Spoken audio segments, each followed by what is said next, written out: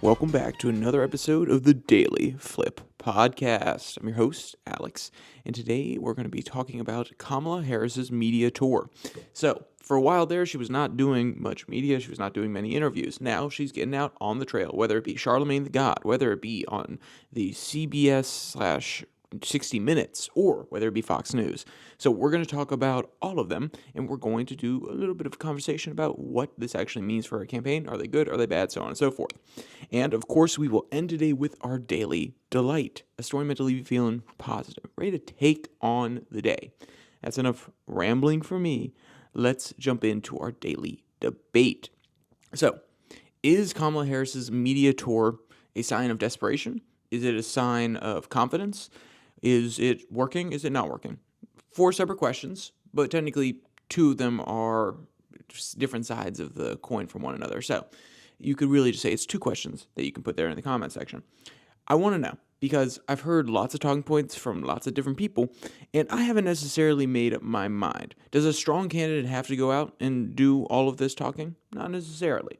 But does a confident candidate go out and do all this talking? Sometimes. So throw your comments down there. Want to hear your opinions, and then we can actually unpack it a little bit more as we go forward.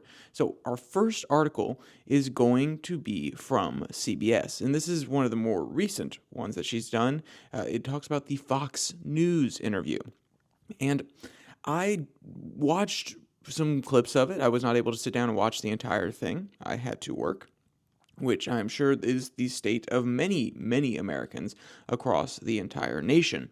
But did I feel as though she absolutely conquered the conversation, that Bret Baier was absolutely decimated by Kamala Harris's wit and intelligence? And no, I did not feel that way. Did I feel as though Bret Baier was a little bit overzealous to get a few moments in there where he could possibly burn her or catch her flat-footed? A little bit, and I think she handled those okay, if not well, to most extents. There were a few where she kind of stumbled, but I want CBS to describe it rather than me to give my opinion, because I'll be honest, this article gives a very rosy picture of what was going on in the interview, in my opinion, but if anything, you've already heard the Fox News opinion, or everybody talking about what at Fox News. You've probably heard about it, whether it be through Fox News or MSNBC or CNN, because they're all reacting to the commentary coming from Fox News. So I thought it would be good to see what the puff piece from somebody who agrees with Kamala Harris actually looks like. Quote, in a contentious interview with Fox News on Wednesday, Vice President Kamala Harris was pressed on immigration policy and her differences with President Biden as she tries to broaden her appeal to Republican and independent voters ahead of Election Day. Quote, let me be very clear. My presidency will not be a continuation of Joe Biden's presidency, the Democratic nominee declared, adding that she will bring fresh and new ideas, end quote.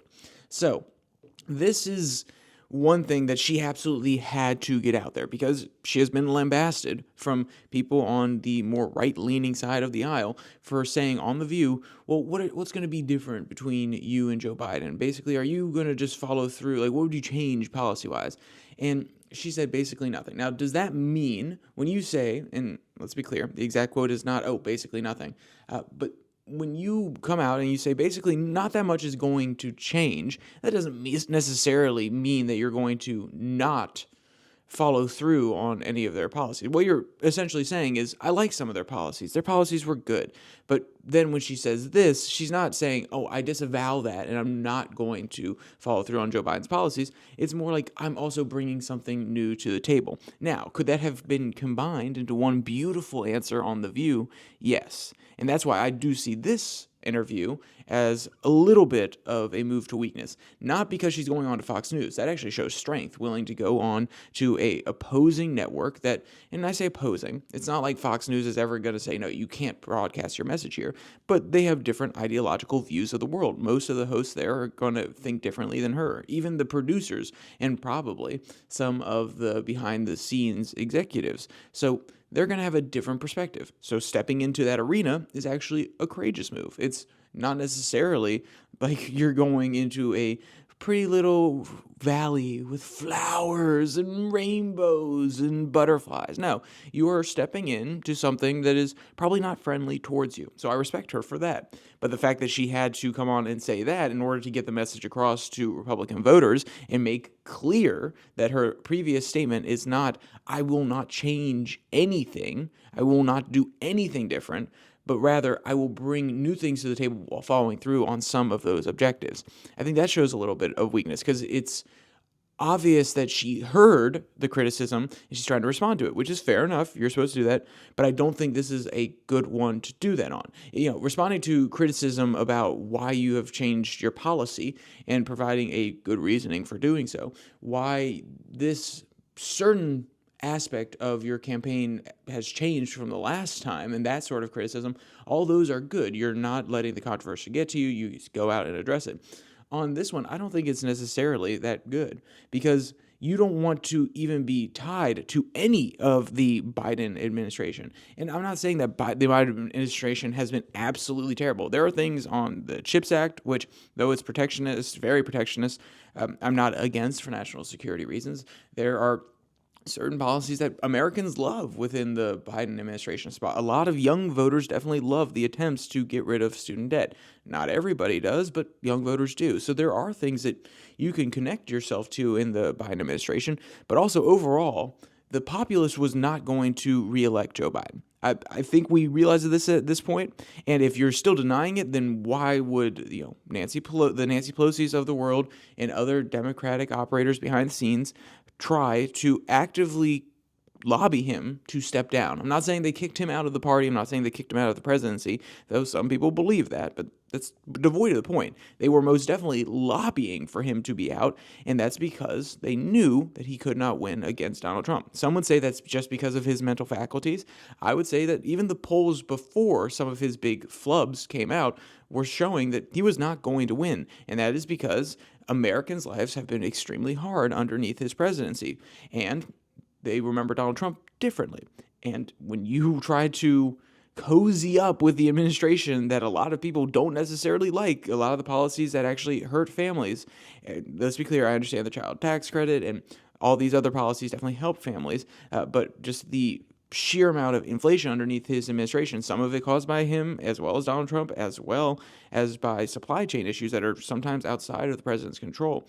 But even connecting yourself, not necessarily just policy-wise, but even connecting yourself to that administration, optics-wise, does not look good.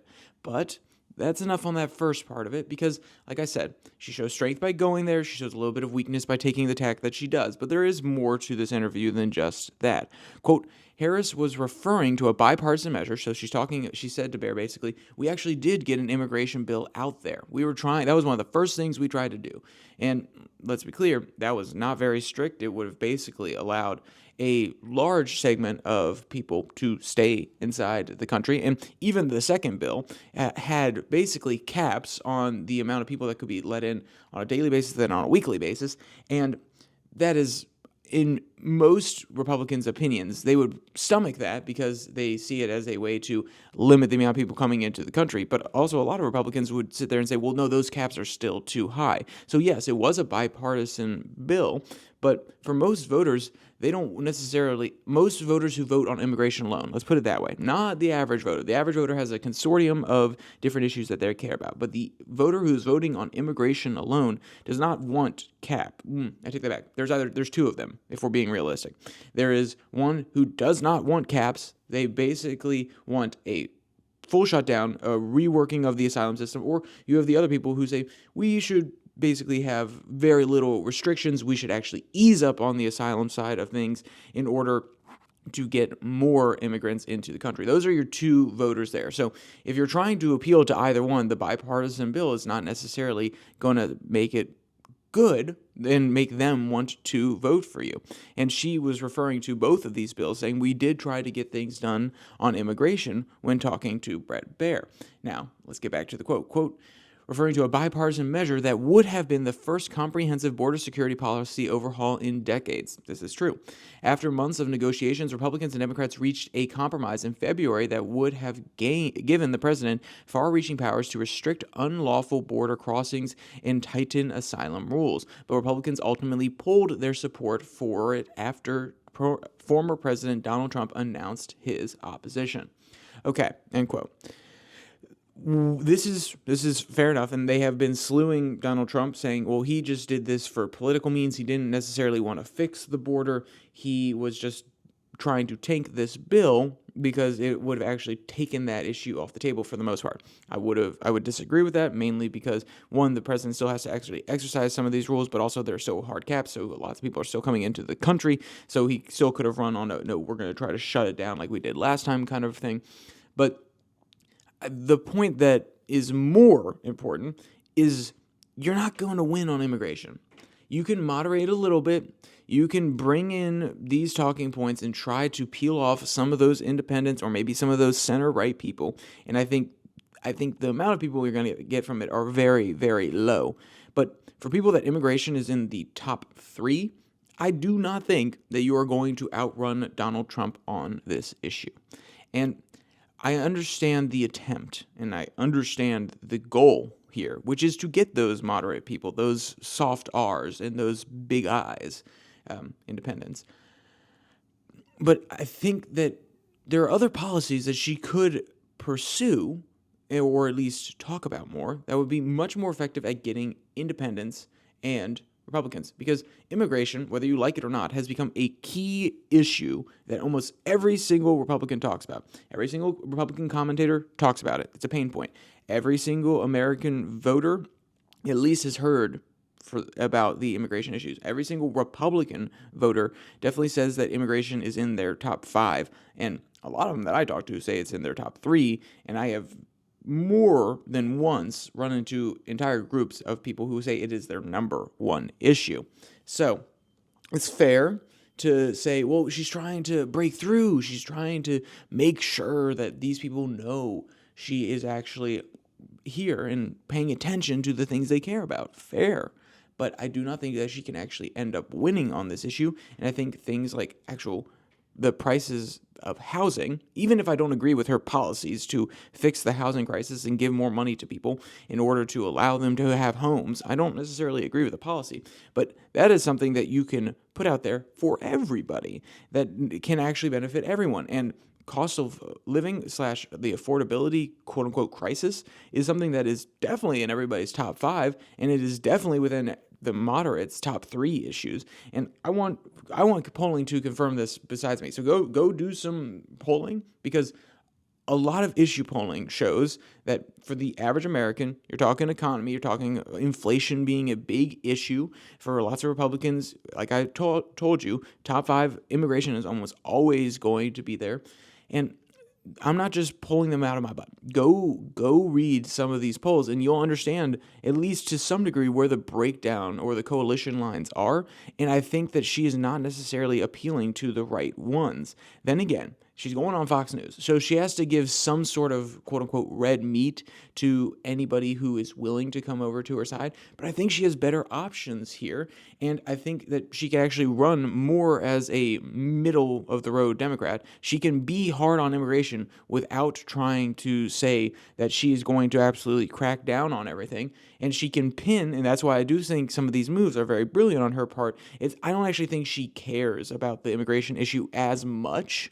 I think she pivoted specifically so that she could say, well, Trump didn't care about this issue, and she could use this as a talking point. And in that case, it is smart, but it's not going to flip the people that she needs to actually flip, because the moderates who are not necessarily having immigration as their top issue, they were already in the middle. And then hearing about immigration is going to keep them in the middle. It's not going to sway them to your side. But hey, that's just one man's... No, I'm just kidding. I can't say that. I realized that was a quote. It's just my opinion. And I think that while my opinion is well-founded, I think other people could have different beliefs. So throw it down there in the comment section. So let's actually talk about that message and some of these things that she could talk about more and that could appeal to a broader spectrum of people. This article comes from Business Insider. Harris is working hard to court small business owners as some have never heard of a key proposal. And yes, for those of you who are aware, this is one of her big plans. She actually has another plan out there for different communities who are business owners and things like that came out more recently. But this is actually her old one for small businesses. Quote, with the economy as the driving issue this election, Harris has introduced a slate of policies targeted towards entrepreneurs, including her plan to expand the small business tax deduction from its current $5,000 to $50,000. Under the proposed legislation, new entrepreneurs could take advantage of the $50,000 deduction right away or a few years after launching to help lower taxes once they've started turning a profit. So this proposal is one that really hits at the core, okay, of even Republican politics. What do Republicans love to talk about? They love talking about cutting your taxes and supporting small businesses. And they like to talk about jobs a little bit nowadays, but the keystone of almost any conservative/Republican candidate is they will talk about cutting your taxes, and they will talk about the small businesses, the backbones of America. There is no candidate, no matter how differently they view foreign policy, no matter how differently they view our trade agreements, no matter how differently they view immigration, these will be a cornerstone of a Republican candidacy. And the fact that Kamala Harris is now trying to take up at least part of that, and this proposal actually covers both of those things, I think it, one, shows a very smart pivot, but two, it shows her willingness to talk to that middle ground, those middle Americans who really do want to see their cousins, maybe themselves, maybe their family members, succeed as small business owners. They want to see America built up by its own people and be able to rely on their community in order to provide things for them, whether it be a business that does a service, whether it be a business that makes jewelry, wooden tables, a local craftsman that's able to make some of the key metal objects that you have to do. Instead of going to Lowe's and Home Depot, what if there's a small business that specializes in making orient or really cool doorknobs? I don't know, but the point being that Americans want to buy American made. They want to see their community thrive. And in order to do that, the argument could go from Republicans, well, hey, we're actually going to reduce the amount of money that we're taking out of your pocket. And also, we're going to make sure that your community is able to support itself with all these different small businesses and allow people to actually use their fundamental skills in order to benefit not only themselves financially, but the people around them with material goods or even services that actually help everybody's life.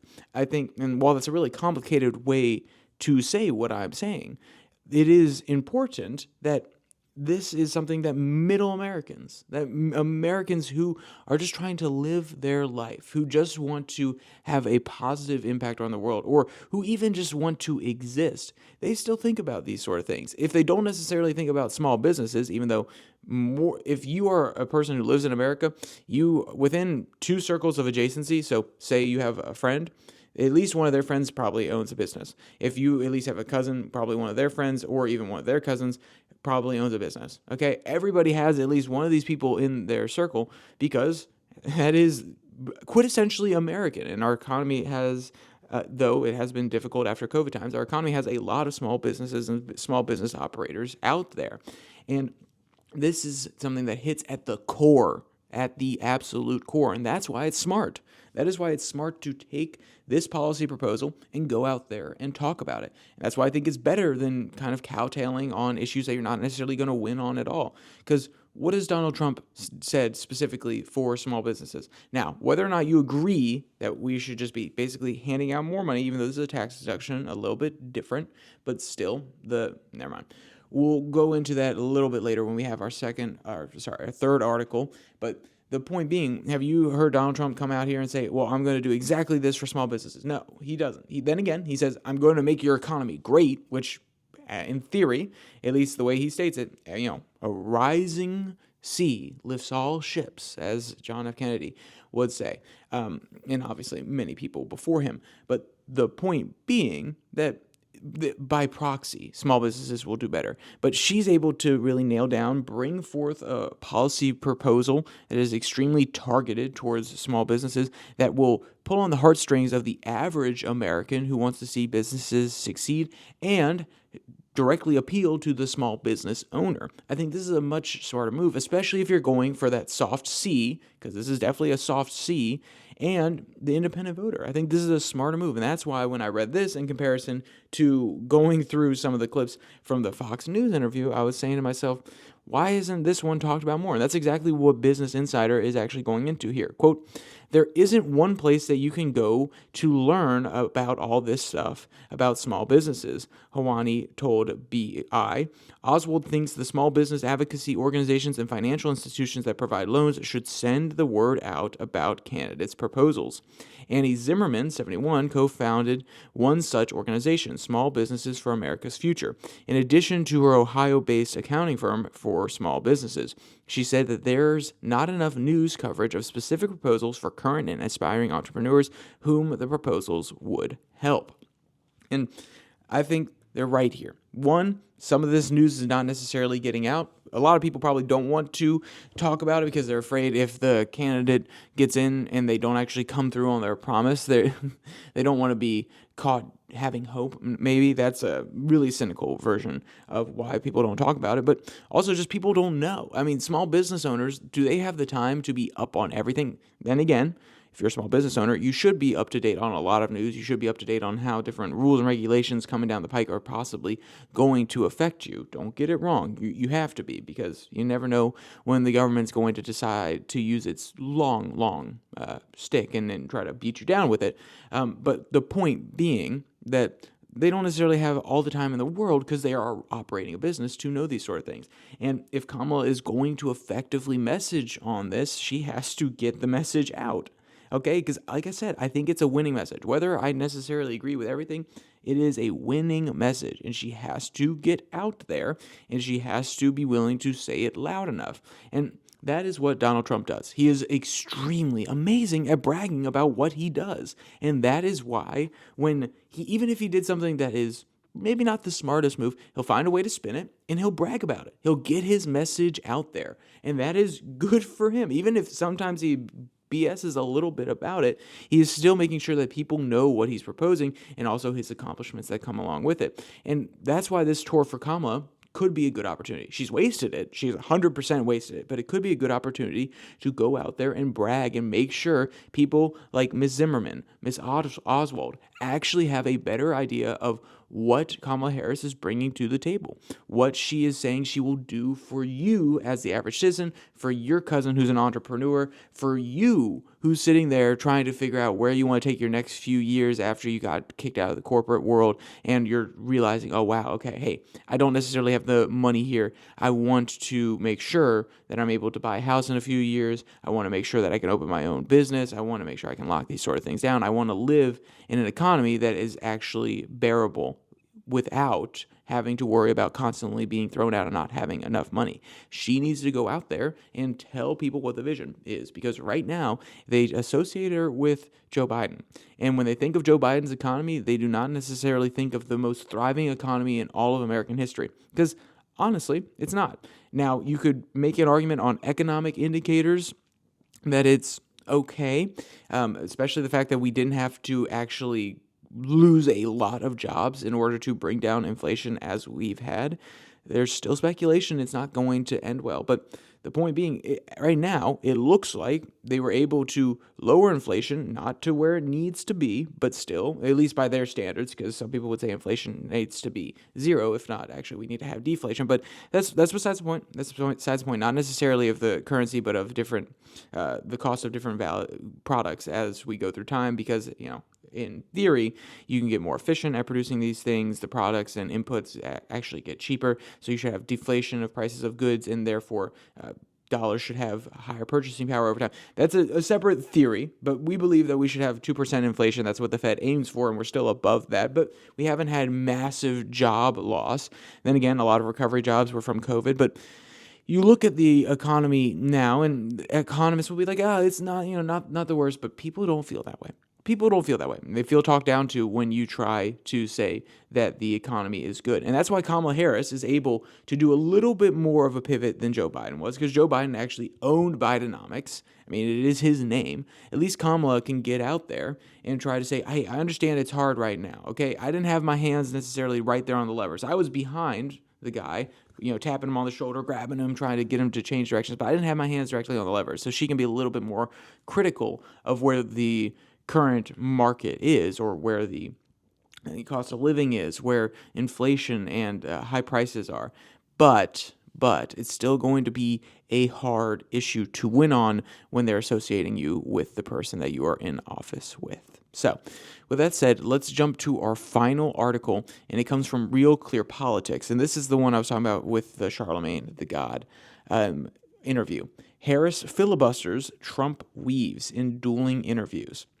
Now, I want to say the Trump weave comments are funny. I actually very much enjoy them, but we're going to spend a little bit more time on this one talking about Harris rather than Trump. Quote, when Charlemagne pressed Harris to respond to the criticism that she's too scripted, that she's too often sticking to her talking points, she replied, quote, that would be called discipline. To anyone annoyed by the repetition, the vice president explained, quote, I would say you are welcome, end quote. And then the article goes on, quote, and there is truth to the criticism. Harris is not a politician who lives in the moment or the kind of candidate who thrives in off-the-cuff interactions. She leans on the teleprompter, often delivering the same remarks again and again. Gaffes are avoided, but glitches still occur. When technical difficulties appear to interrupt the scrolling text of her speech in Michigan this month, for instance, the vice president froze awkwardly. And I honestly, I think this messaging attempt is interesting. It's called discipline because she's trying to draw a contrast between her and Donald Trump. Donald Trump has very little discipline. And even Real Clear Politics points this out, which is Donald Trump's tactic of going from topic to topic to topic and then trying to get them all back together. He's trying to interlace all the different parts of the basket. He's trying to, quote unquote, weave them together and then get back. While you can say that takes a lot of mental energy, it takes an ability to track where the conversation has come from and how you got to where you are, it is not very disciplined. You're allowing yourself to go on different tracks. Some people love it about him, some people don't love it about him. And I think when she's highlighting and saying, quote, it's discipline, she's actually really cashing a good chit in her favor, which is he is not disciplined, and she's drawing a beautiful contrast between both of them. Now, are people going to actually care? Not necessarily. People don't love Donald Trump for his discipline. Sometimes they like him for his off-the-cuff remarks. But there is something that she has over him, which is she is appearing like the more presidential candidate. Now, does that mean that her policies are good? No, they're terrible. Does that mean that she is going to be the quintessential presidential candidate and there's no other option because, she is so formal and she acts so presidential? No, of course not. And Trump has some aspects to him which are probably good to shake up how America is viewed. And it's not just a whole bunch of pony posers and bureaucrats who make it into the top office. It's not just a whole bunch of intellectuals who just think all day. There are some practical implications of a person like Trump being a president, which you could argue are actually good for America, not just at home, but on an international scale. But when he's meandering and going off on random topics, that does not necessarily look good for America on a national scale. And the best Trump, from a lot of people's perspectives, was the disciplined Trump. The Trump when he was almost certain he was going to win, but there still was a chance that it was over, when he was on that stage with Joe Biden, when he knocked him out. I would say the knocking out, Joe Biden did that to himself. The staying disciplined and calm, besides the golf handicap thing, was Donald Trump. And that is when he was at his peak in this election cycle. And she's really she's highlighting the big difference here, besides all their policies, is that she's locking down, she's disciplined, she's able to stay on message. Even if it makes her sound robotic and less like a person than Donald Trump, it still means that she's able to effectively go without having to worry about saying something that she has to make up for and, possibly cause an issue in the last few months of the election.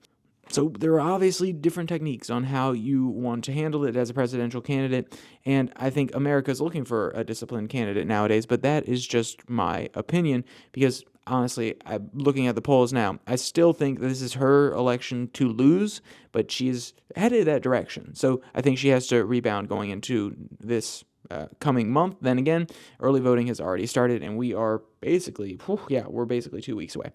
All right, so our last article, our Daily Delight, comes from Woo Globe. Headline reads, French Bulldog's unreal grip on display as he refuses to let go. And honestly, this guy, he gets picked up with the toy as the mom comes on over, the dad comes on over, he's trying to pick up the toy, and the bulldog holds. It's absolutely adorable. It's a really short 21-second video. If you want to check that out, or you want to check out any of today's articles, they'll all be linked in the description below that like and subscribe button. Also down there, you can find the podcast on Spotify, Pocket Cast, Podvine, as well as the Twitter handle at Your Daily Flip, where I post a Twitter tirade every Tuesday and Thursday. So with all that said, there's only one more thing to say. Stay safe, don't die.